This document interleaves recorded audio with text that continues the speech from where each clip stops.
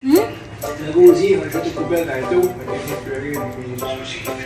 tonight magluluto tayo ulit ng chicken drumstick. Ayan. So, ayan, hinahanda ko na lahat ng mga ingredients. We have this one, beans, okra, carrots again, pepper, how do you call this one, bell pepper, the yellow one, mushroom, onions, garlic, and a little bit of ginger and potato.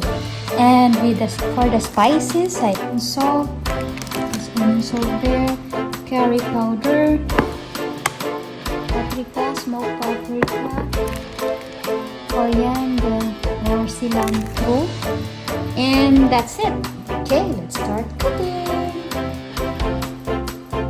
And also guys, nakalimutan ko palang sabihin sa inyo na I use the natural oil of pork.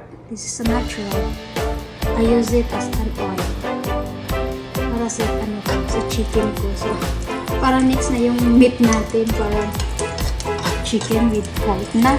Kasi yung oil niya ay galing sa pork. And it gives the taste like more delicious. So, isahin na natin ano. Okay. This is already hot. Here, shake. It smells so good.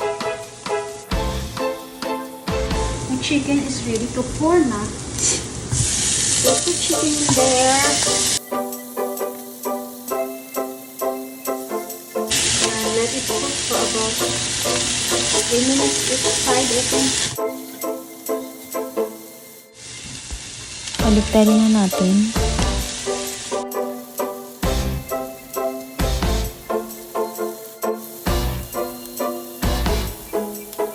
And while it's cooking, while the chicken is cooking, hinahalo ko na lahat ng ingredients, yung mga seasoning dito sa isang bowl para i-boost na siya mamaya doon sa chicken. I'm going to pour it with a bit broth.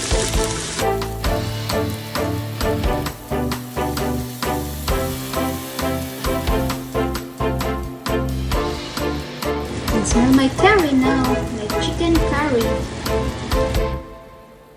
It smells so good na. So, halo-haloin lang natin siya para sumuot lahat ng salat ng chicken yung lasa. Tikman nga natin.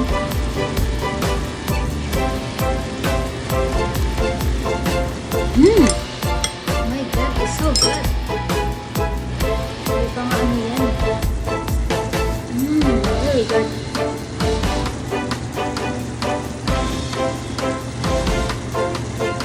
Okay, pakuluin natin ulit ng mga about, I think, 15 minutes. And then, pwede natin ilunod yung carrots after. So, ayun na nga po, naka 10 minutes na tayo. Pwede na natin ilagay yung carrots natin. Para hindi naman siya masyadong overcook. Mas masarap kasi hindi overcook eh.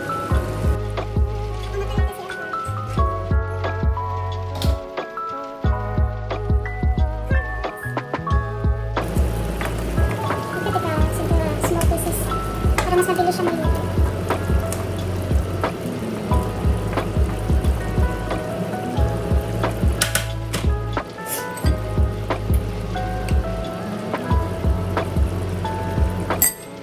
It cook like I think 8 minutes until it's almost soft na. So just like that. Kasi sunod natin yung patatas after the carrots.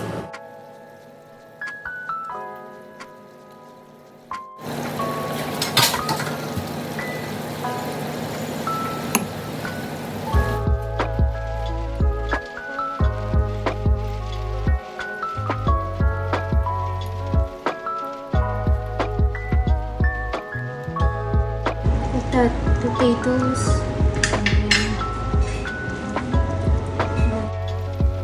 After 5 minutes ng mga potatoes, sunod na natin yung ibang gulay.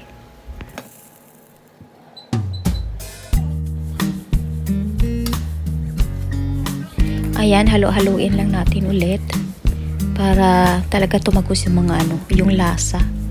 Masarap kasi ganyan. Para hindi siya masunog sa ilalim. Try ko.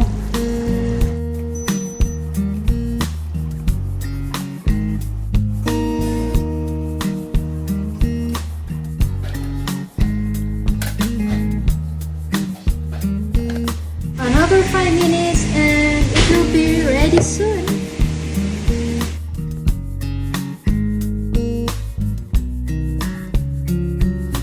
So ayan, dinagdagan ko siya ng konting asin at paminta na din para umayon sa paglasa ko.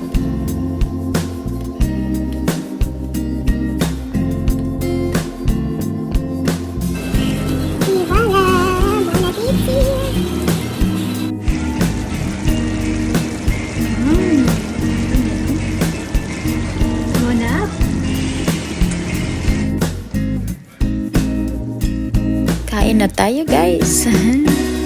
Yum, yum.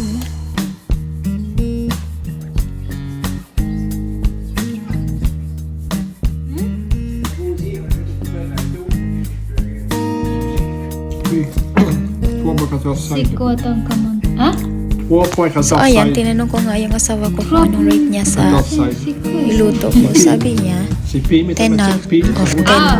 Edi. So ayun guys, sana nagustuhan nyo ang video kong ito. And then if you like it to see more videos like this, please follow my page. And then give me a heart to keep you updated for the next video. Thanks for watching. Bye.